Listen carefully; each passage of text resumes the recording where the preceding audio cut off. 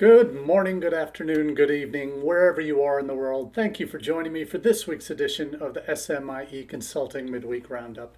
It's Wednesday, January 7th, 2026, and today we're going to be answering questions that we've been hearing from international educators over the last 7 days. And as we do each week on the Roundup, we take our questions that we ask here on Wednesdays from our newsletter that comes out on Mondays. That is our All the SMIE News Fit to Share. And that is a weekly newsletter we've been doing for well over 7.5 years now. That is our hot takes on the news of the day, everything from U.S. Central in terms of what the news of the day is that's impacting our world directly, to Solutions Central in terms of some positive ways that perhaps we can use the data, studies, surveys, and news stories, whatever it might be, to our advantage. Also, a global roundup. But first off, we always talk about social media and international education and how we're using that well in our work. And as we do each week, this newsletter, it comes out two different versions of it, either in an email version that you can subscribe to at smieconsulting.org/subscribe, or a LinkedIn version, which you can also use the same web link there to subscribe if you prefer to just go direct to LinkedIn, get subscribe to the newsletter that way. So we want to make this news service available to international educators because I know I've been an international educator for 32 years, and I know how complicated and how busy we get, and how oftentimes our focus is on what's in front of us, and the challenges, particularly in this last year, which we can all agree have been the most challenging, consistently challenging days, weeks, months of our international education careers for any of us who've been in the field for more than a minute.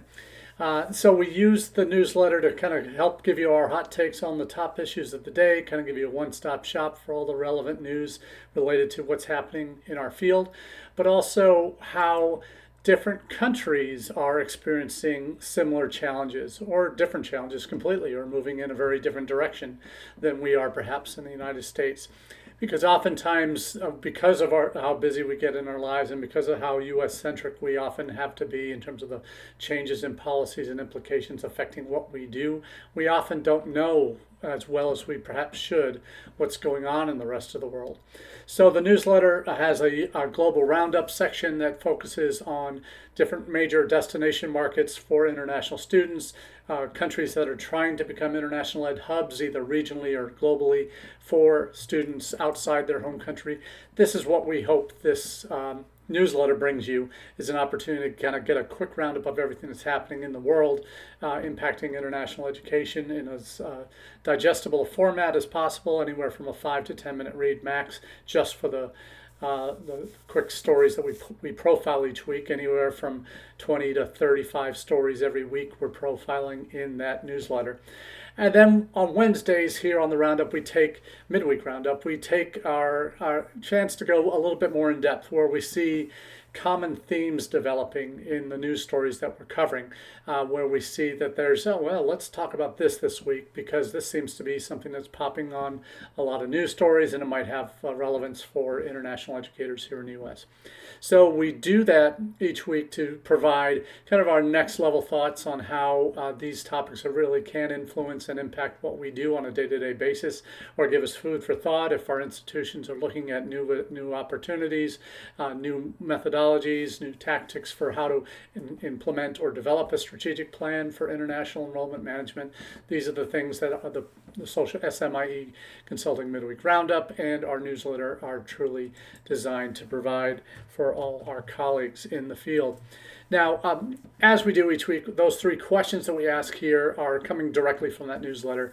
And I'm proud to say that we're now over 2,800 subscribers to combined versions through the email or the LinkedIn version. Very proud that so many of my colleagues are receiving that content in their inboxes or in their news feeds for LinkedIn every week. So thank you so much for making that a part of your regular international edification each week. So as we do each week, we'll go into the kinds of questions that we ask here on the Roundup are really the ones where we want to make sure we're focusing on those types of topics that really make sense for you and might have direct implications for what you're trying to do in your offices in terms of improving your international education recruitment strategy. So let's get right into the first question, and it is, who does prospective student social media best? Is it a marketing company? Is it you as an international admissions recruiter? Is it the university's marketing communications folks? Or is it our current students? And this is one of those, for those of you that might have done social media regularly over the years, you may know that that's how this company was founded, SMIE Consulting. We started the company back in 2014 as kind of the two key areas of our expertise in social media and international education consulting. So that's where the SMIE comes from. And from my very foundations in international education, particularly in the 2000s, when mid to early noughties, mid noughties, when social media was just becoming a thing, we really focused on developing kind of an overall philosophy for how do you approach social media. And one of those key fundamentals is live where your audiences live. And that means knowing where your students, in this case, prospective students, are spending their time, what platforms they're using, when they're online, what are the kinds of content that they'd like to take in on the different platforms, so that you can then develop a strategy accordingly. Now, the content for, obviously, there are messages that you want to get out for international admissions, for recruitment, all of that, that are must-haves by deadlines and scholarship information and all these other things, prerequisites for what you need to have to apply, all of these things. That's all things that an international admissions person needs to be delivering that content to whoever is implementing the strategy. But one of the things, key elements of any successful recruitment strategy when it comes to international students is using your current students and your alumni to a lesser extent, wherever possible, to share your message. And because why? Because they're the ones who are living the dream that those future students want to learn about.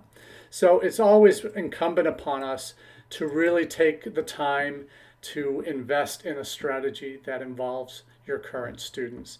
And that's why we focus on that here on the Roundup. And there's a couple of articles I'll be sharing in the chat that you want to take advantage of and read. If you haven't already gotten the newsletter, I'll be dropping the links to this week's edition to the newsletter in the chat, so you'll have that.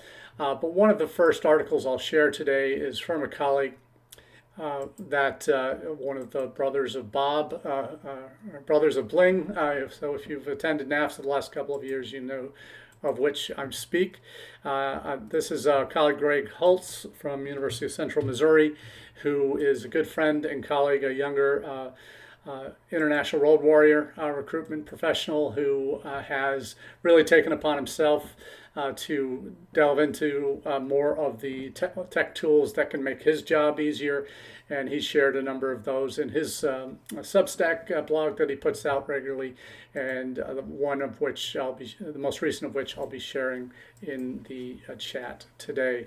This actually came out, I think, just this week, and it was in reference to an article he had read this a couple of weeks ago that came out during the break. And for those who've been with us, you know that we took a week break in between Christmas and New Year's to recharge, and it was a slower news week anyway. So this week's newsletter, where these questions are coming from today, are coming was kind of a 2-week joint trip around the international ed world. And his article this past January 5th actually just came out this week on Monday. I'm including it today. It'll be in the newsletter next week, but I'll give you a preview of it today. But it was his answer to the question was, yes, students are better at this than we are. and his subtitle is What We Learned by Letting Students Run Our Social Media and How You Can Try It Too. So I really appreciate Greg. He's always been upfront and honest and willing to share his successes and failures in some areas in terms of what has worked, what hasn't worked in his recruitment initiatives for UCM.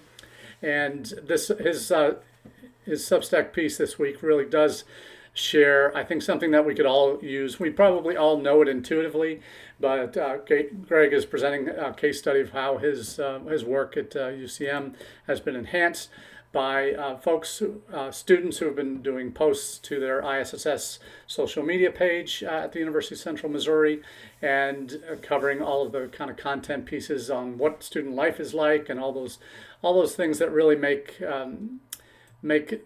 paint that picture for future students. That is really the most essential thing we do in our jobs as international admissions, international student recruitment initiatives folks, by those of us who are really allowing our students, and this is the trust factor where you have to identify the right student, and that's something that Greg certainly points out, is that knowing what your students are already posting, the kinds of things that they're already engaging with, the kinds of presence that they might already have, whether they're posting on your page and where they're kind of hosting or being the only admins for that, or one admin for your international content, or if they are guest hosting for a day or a week, whatever the case may be at your institution.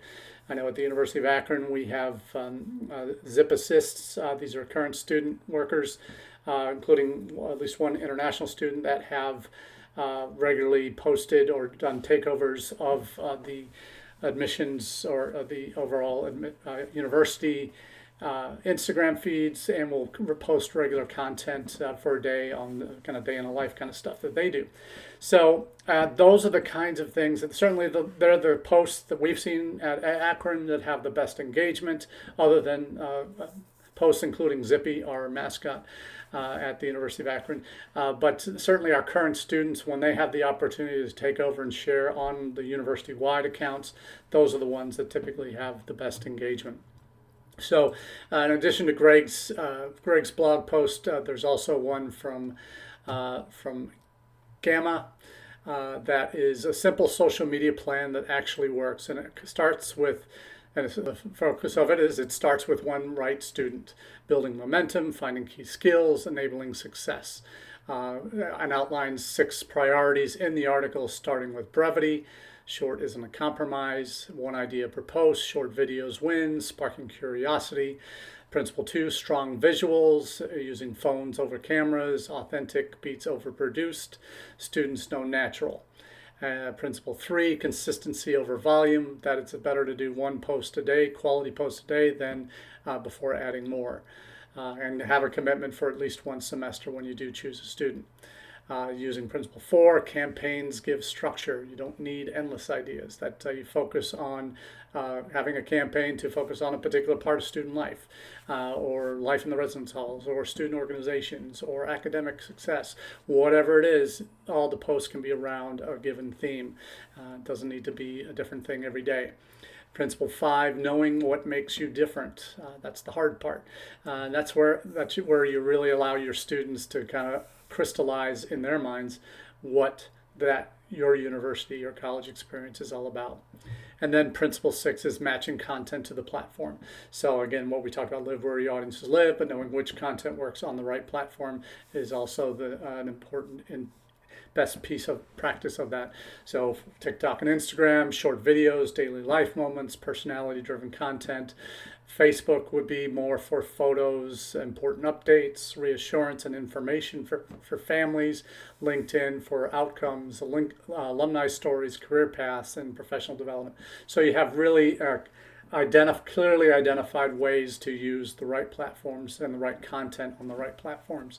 So a couple of really good articles. So if you haven't implemented social media planning in your student recruitment initiatives for international students in particular, these are a couple of great foundational pieces for you that can really get you on track. So definitely kudos to Greg and Gamma for putting out these articles for you.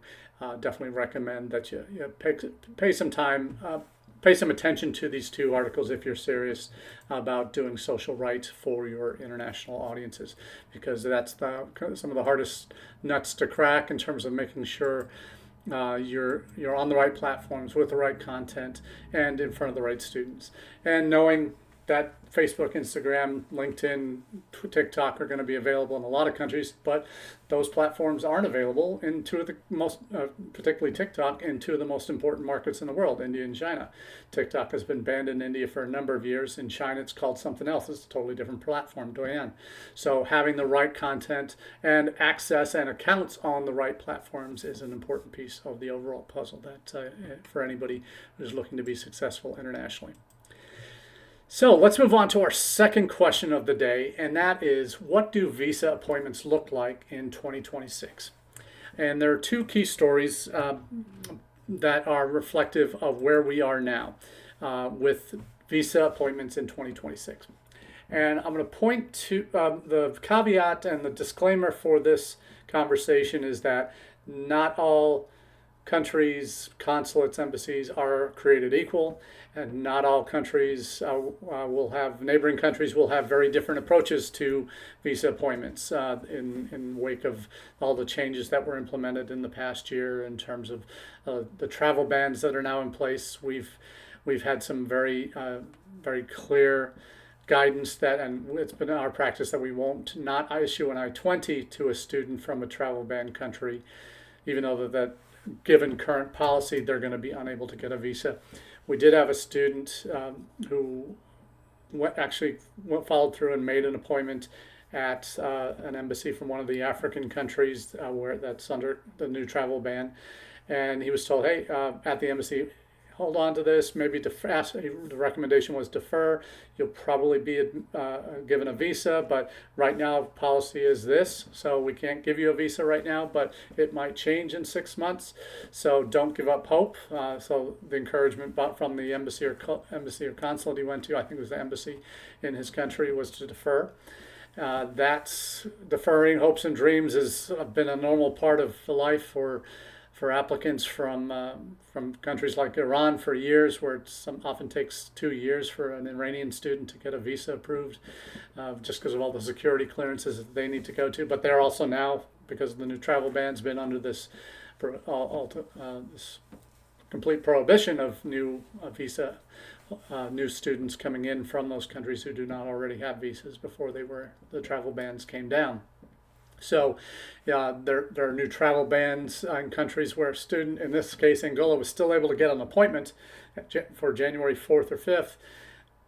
And our orientation was today, so a lot of our students arrived in the last 2-3 days at Akron, that he was still able to get an appointment even though he's in a country that has a travel ban.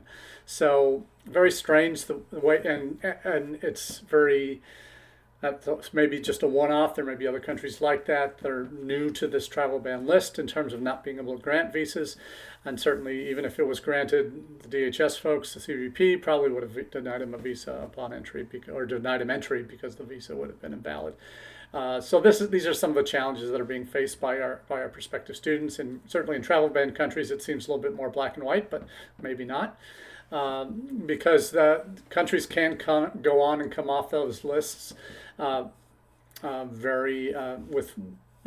certain preconditions are met.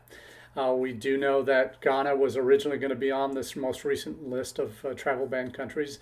They got off the list because they met the requirements that the Trump administration set out in terms of information sharing for visa applicants from criminal databases in their local countries. So in Ghana in particular, so it is possible to get off lists. There were 3 or 4 countries that were on that proposed list beyond Ghana that also did not make the final list of new countries that got banned.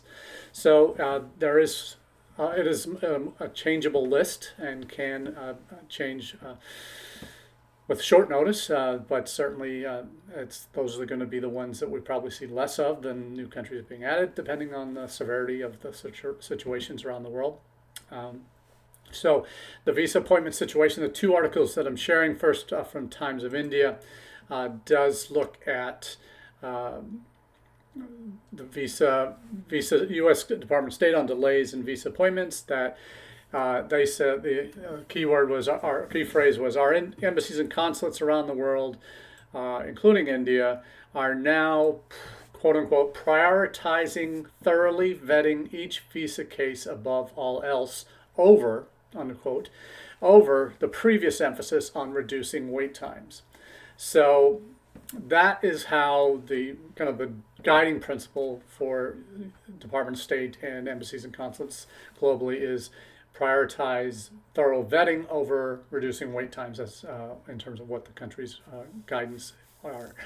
So, what is causing the biggest challenges, particularly in India, and I certainly saw this in September when I was there, is the social media vetting. That process is being done manually in India, even though there are very simple ways, and Department of State, Department of Homeland Security have not been immune from using AI agents to search for keywords that might have been Palestinian support for terrorist organizations, anything like that they've used for current students in the U.S. That happened back in the spring of last year. You could easily apply that to new new visa applicants, and that's causing backlogs for H-1B appointments as well. There's already been a backlog in India, a huge backlog in India. What else is new? It's India. And that is something that is causing significant challenges, but there are other countries that have a very streamlined process, and they've moved forward very quickly with their ability to do the necessary social media reviews. And seems like each consulate, each embassy, certainly at least each embassy sets policy for the country, are making individual policy interpretations of what that thorough vetting means for social media, and who does that, and how it's evaluated in different countries. So there are certainly not universal applications of the same policies, because we know that the travel bans are one issue, the social media vetting is another issue, the appointment availability is another issue. All of these things have been new adjustments that consulates and embassies have had to make, and different embassies, different leadership, depending on the visa chief, depending on, as we've made clear, depending on whether there's on the roundup over the last few months, we've talked about how universities might want to change their recruitment strategies to focus on countries where there have been trade deals signed between the U.S., as simple as that might be, and how somewhat foolish it sounds, that has to guide our recruitment efforts. But visa appointments in Vietnam, in Korea, in Japan, in Indonesia, in Malaysia are all there. We're much more readily accessible than they are in other countries around the world. So is that a factor that you're thinking about? Is where are the appointments actually going to be available? But in India as well, they're also dealing with the challenge of bots that are registering for visa appointments, which is strange in terms of how that happens, because they have to have a passport information and other information when they register for an appointment at an embassy or consulate. When they farm out these systems externally to in different markets like India, they do. The U.S. Embassy has just canceled 2,000 bot booked appointments across the largest most populous country in the world, and that has led to permanent banning of those accounts from making new appointments. And so that's these AI bots that are now making appointments. Are they becoming increasingly a challenge? In key markets, they probably are. In the past, there were agents that were booking all these visa appointments for students, and then selling them for additional fees. The fraudulent agents are certainly the ones that don't have the students' best interests at heart. So there are all sorts of challenges that current embassies and consulates are trying to deal with, whether it's travel bans, whether it's bot appointments, whether it's the social media vetting implementation, that they're trying to wrap their heads around and be able to produce a policy that makes sense. And right now, there are some real issues that are prohibiting certain countries and slow rolling visa appointments in certain countries like India seems to be what's happening. because of all the challenges they have, because we don't have a trade deal with them yet, because because of that relationship of Indians wanting to come to the U.S. has been so strong for years, and they're the ones that come and do it right. They've go through all the legal processes necessary, from student to H-1B to permanent resident to eventually citizens. They are the second largest new citizen group every year in the U.S. after Mexicans over the last few years. So the reality is different countries have different approaches towards this in terms of their overall outlook on students, employees, visitors from those countries that might be looking to come to the United States. We know Nigeria has gotten on the list of the travel ban countries now. International students are now prohibited from coming from Nigeria if they weren't already in the U.S. with visas or had issued visas before January 1st. And one of the things that gets thrown out is that the visa overstay rates for some of these countries are higher than they would have liked, or asylum claims, or other things that might be an issue. We know asylum is a big issue in the UK and even Australia now, where we have students kind of using that, and Canada, using that as a pathway to stay in the country beyond their studies. So there are numerous challenges around the world, and certainly ones that aren't getting solved right now, any day soon. But certainly as these get implemented, and as individual consulates and embassies in countries where there's high volume, that they're coming to grips with how do we manage this volume and still do our jobs efficiently. And efficiency versus thoroughness is efficiency is taking a back seat. It's more thorough vetting when we're talking about the 1% of applicants that might, 1/10 of 1% of applicants that might have an issue with this social media vetting. It's becoming the reason why everything's going slow. So we'll see if that changes in the months to come as trade negotiations happen, as other deals are struck around the world. We'll see if anything does happen to improve that situation. So let's get to our final question of the day, and that is, where is T&E exploding around the world?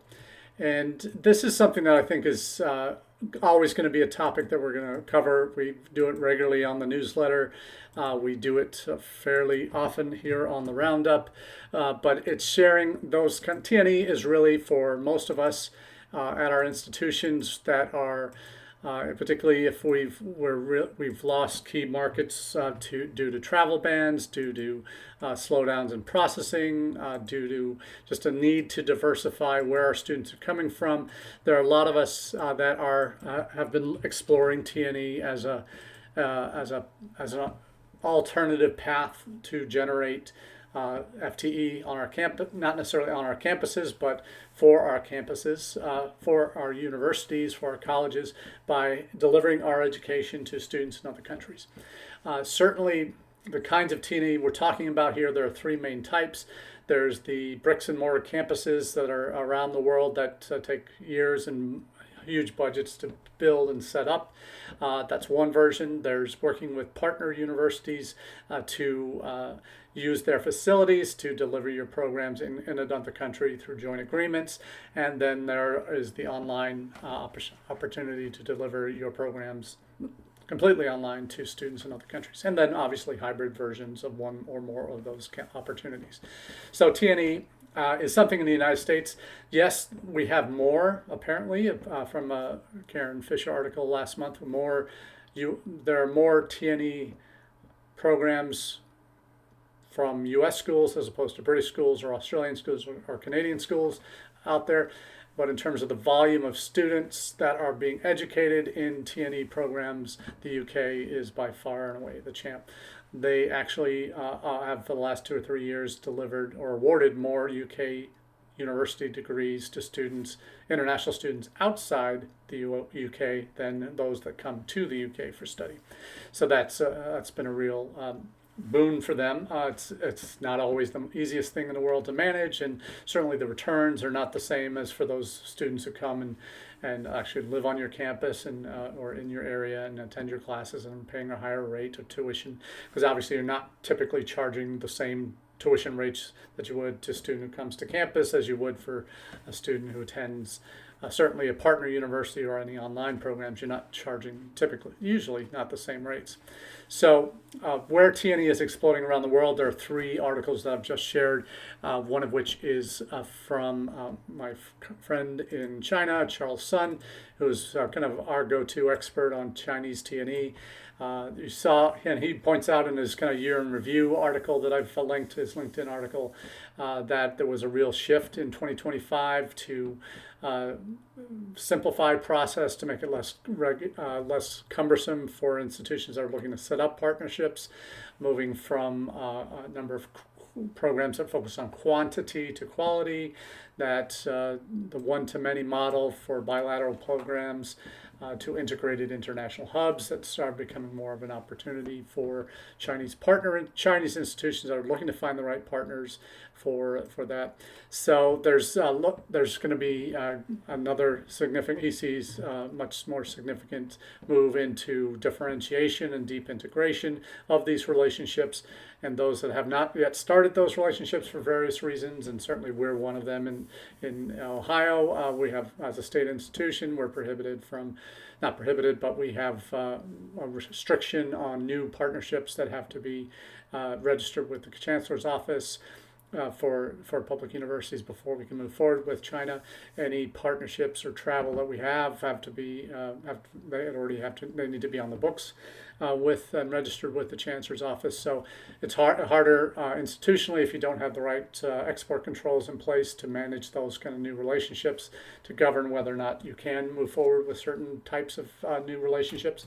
So in China, it's always an issue for at least for Ohio, for public universities in Texas and Florida, also significant issues for them. The other country that is profiled is from Times of India piece. They had 11 new campuses approved in 2025, in addition to the original 3, I think, that had already campuses in the country, a couple of Australian and 1 English university. You still see on this list of 11 Australian, UK, and then mostly Australian and UK universities, only I think 2 UK universities, and then 1 US university and 1 from Istituto Europeo di Design. I assume it's an Italian design school that have opened up shop in Mumbai, Delhi, Greater Noida, Bengaluru, and Chennai. So those are the locations for some of those new campuses. So those 2 countries, China and India, they've really jumped all in on T&E in recent years. China had been more developed on that, but have simplified their regulatory process, which had been an issue in the past. India is yet to do that.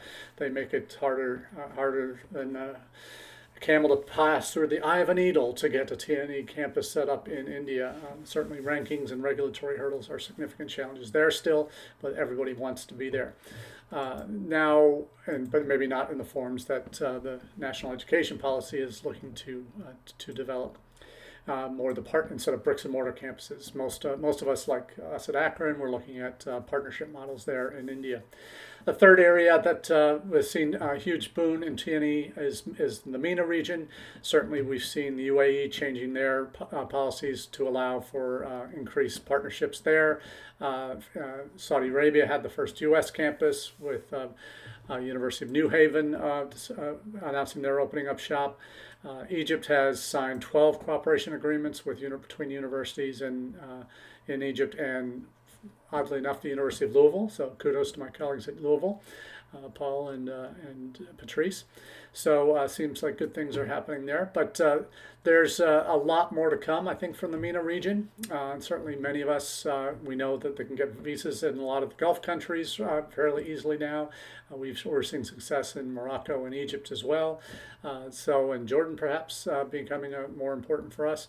So we're seeing a lot of opportunities to begin exploring these T&E opportunities in great great measure this year, and I'm thinking that we will have our 2026 at the University of Akron could be one of the most significant ones for us in terms of developing and announcing perhaps some TNE opportunities for some of our flagship programs, and then moving on from there to develop broader opportunities. So a lot of opportunity for TNE, and it's really down to the individual institutions who can think globally, who can think strategically, who can think on models that make sense for them, and be flexible enough in terms of their pricing models, and in terms of their willingness to have faculty go and teach abroad.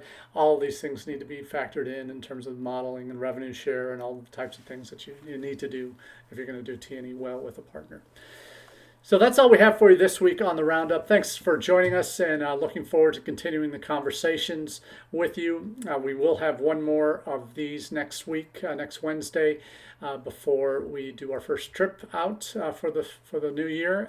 The last week in January, full week in January, we'll be heading out to Nepal. So looking forward to 19th of January, heading out to Nepal. So I have one more before we hit the road, and maybe catch one or two midweek roundups from the road towards the end of January, beginning of February. So that's all we have for you today. I wish you all the very best of luck in the year to come. All the best. Cheers.